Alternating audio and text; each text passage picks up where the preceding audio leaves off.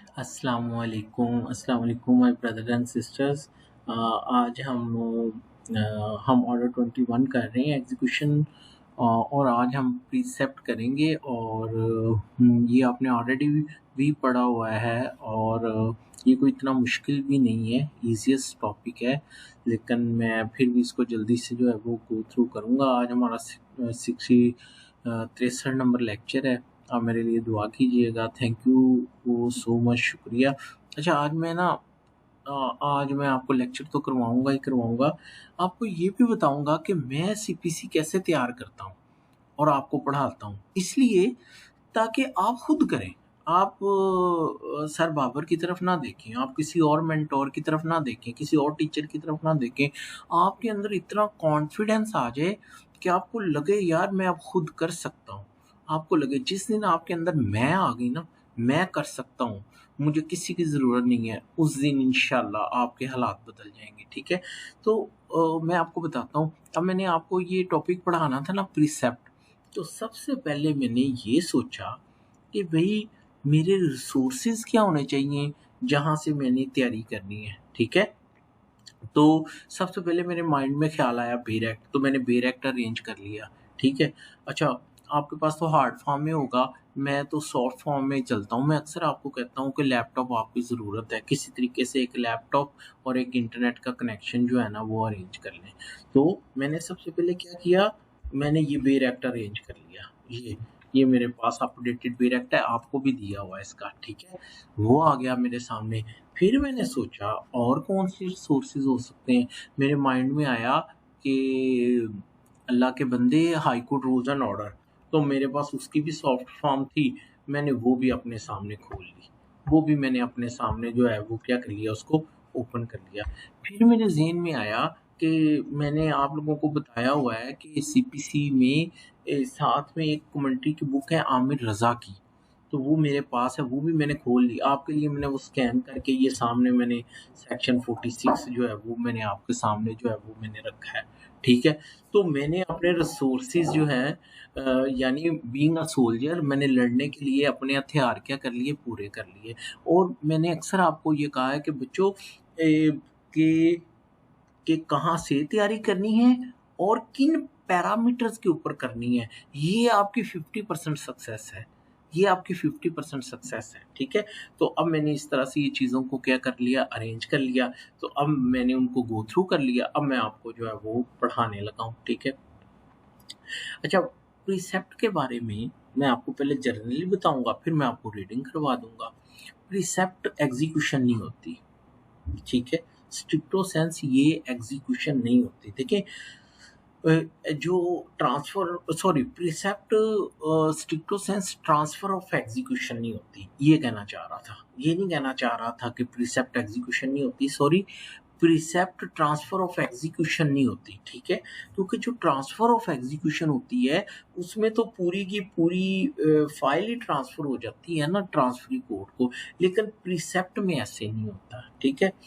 Precept में क्या होता है, प्रीसेप्ट के अंदर ये होता है कि आप किसी दूसरी कोर्ट को ये कहते हैं कि आपके जुरिडिक्शन में इसकी इमूवेबल प्रॉपर्टी है, तो आप इसको कुछ अरसे के लिए इसकी प्रॉपर्टी को अटैच कर दें, ठीक है? इसकी प्रॉपर्टी को क्या कर दें, अटैच कर दें। तो उसका प्रैक्टिकली मैं आपको बताऊँ, फ़र्द तलीका प्रॉपर्टी की डिटेल जो है वो कोर्ट पासिंग द डिक्री जो है वो उसको क्या करेगी, रवाना करेगी किसको, उस कोर्ट को, दूसरी कोर्ट को, जहाँ पे वो प्रॉपर्टी सिचुएट कर रही है, और साथ में वो एक रिक्वेस्ट भेजेगी कि इसकी जो ये जो प्रॉपर्टी है ना, इसको क्या कर लिया जाए, इसको अटैच कर लिया जाए, ठीक है? और जब दूसरी कोर्ट को वो रिसीव होगा, वो लेटर रिसीव होगा कोर्ट को, तो वो क्या करेगी, ये भी थ्रू सीनियर सिविल जज जाएगी, तो वो क्या करेगी, वो कोर्ट उसकी उस प्रॉपर्टी को क्या कर लेगी, कुछ अरसे के लिए अटैच कर लेगी।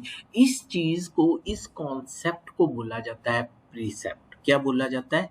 प्रीसेप्ट बोला जाता है। प्रीसेप्ट को आप इंटरम अटैचमेंट भी कह सकते हैं, कि वक्ती तौर पे अटैचमेंट, इंटरम अटैचमेंट होती है, ठीक है? अच्छा, और प्रिसेप्ट जो होती है प्रोविजनल, ये वक्ती तौर के लिए होती है, वक्ती तौर के लिए होती है। और या तो ये 2 माह के बाद ख़त्म हो जाती है खुद ब खुद, अ, या फिर इसको एक्सटेंड कर दिया जाता है। और अगर एक्सटेंड कर दिया जाए तो फिर जब वो एक्सटेंशन वाला टाइम खत्म होगा फिर खत्म हो जाएगी। या अगर डिक्री ही ट्रांसफर कोड से जिसने प्रीसेप्ट भेजा था वहां से उस कोड के पास आ जाए जिसको प्रीसेप्ट भेजा था, तो अब तो एग्जीक्यूशन ही ट्रांसफर हो गई ना।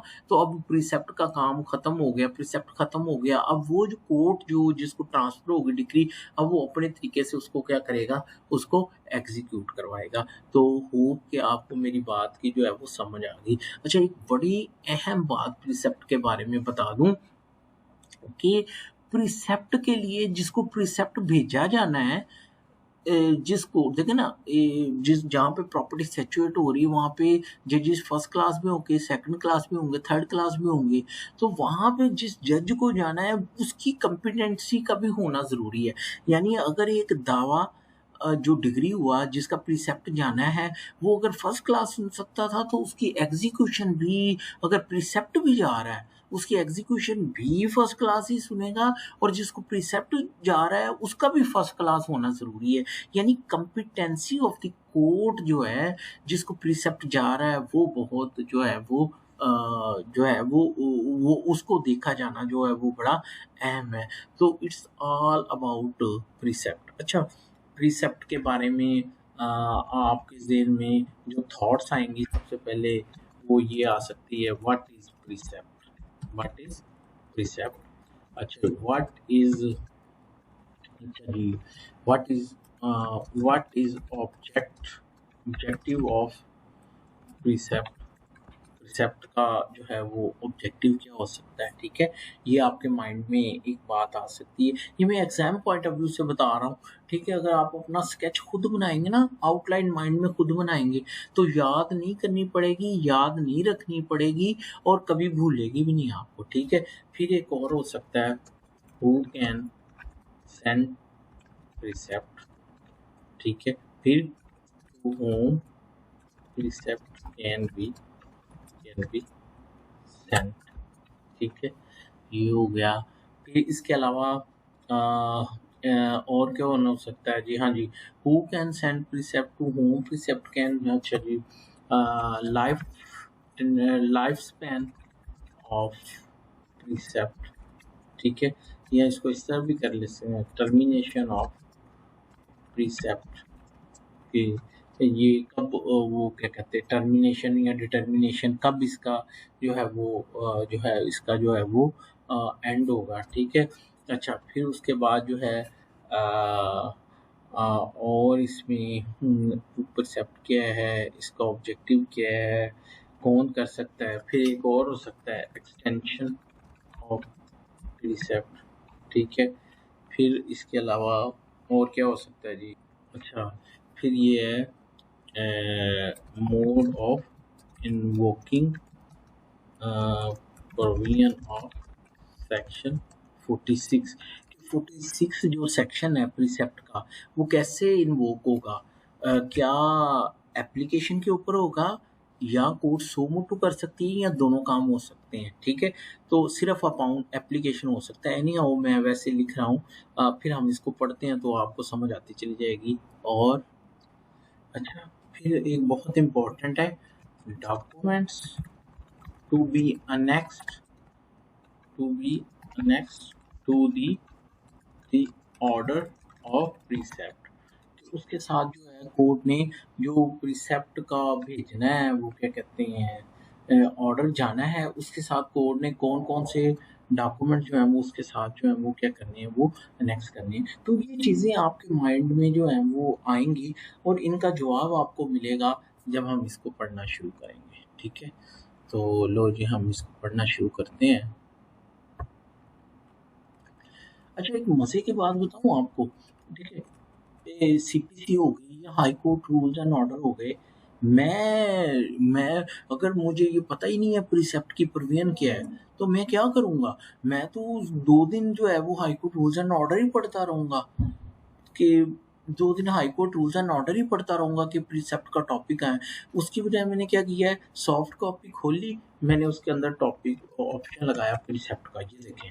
फ़ौरन फाइंड किया, वो जहाँ-जहाँ प्रीसेप्ट की प्रीवियस थी, वो वहाँ-वहाँ मुझे जो है वो क्या किया उसने, वो ले गया। इसी तरह मैं सीपीसी में आया, सीपीसी में भी मैंने क्या किया, प्रीसेप्ट का ऑप्शन लगाया, जहाँ-जहाँ प्रीसेप्ट था, वो मुझे वहाँ-वहाँ क्या किया उसने, वो ले गया।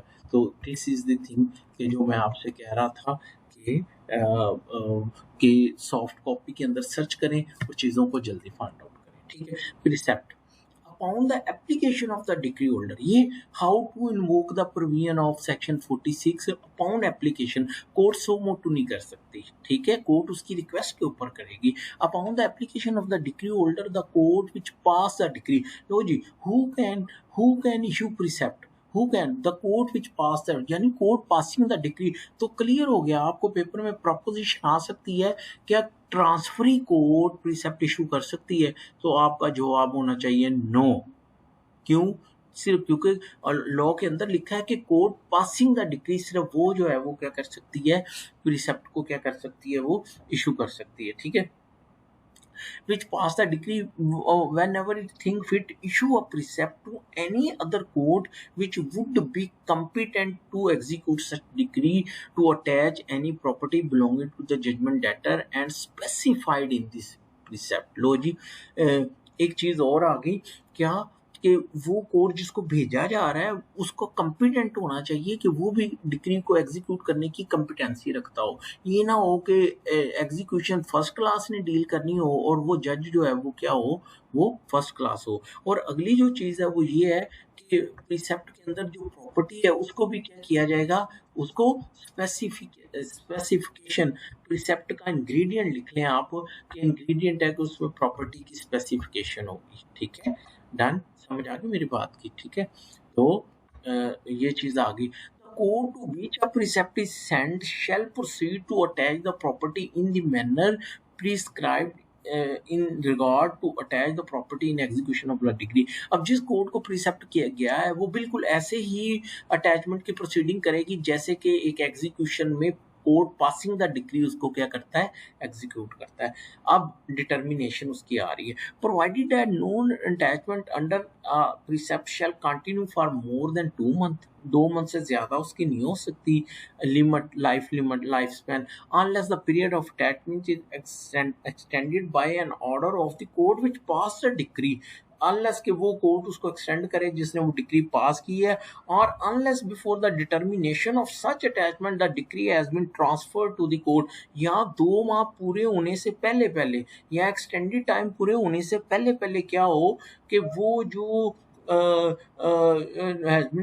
डिक्री जो है वही ट्रांसफर होके कहाँ आ गई, उसी कोर्ट के अंदर आ गई। And the decree holder applied for an order for sale of such property, और उसने उसकी सेल के लिए अप्लाई कर दिया। तो अब अटैचमेंट वाली बात तो खत्म हो गई, अब तो ये कोर्ट की एक तरह से परमानेंट अटैचमेंट वाला जुमरा आ जाएगा, क्योंकि अब एग्जीक्यूशन ही ट्रांसफर होके जो है वो इधर आ गई।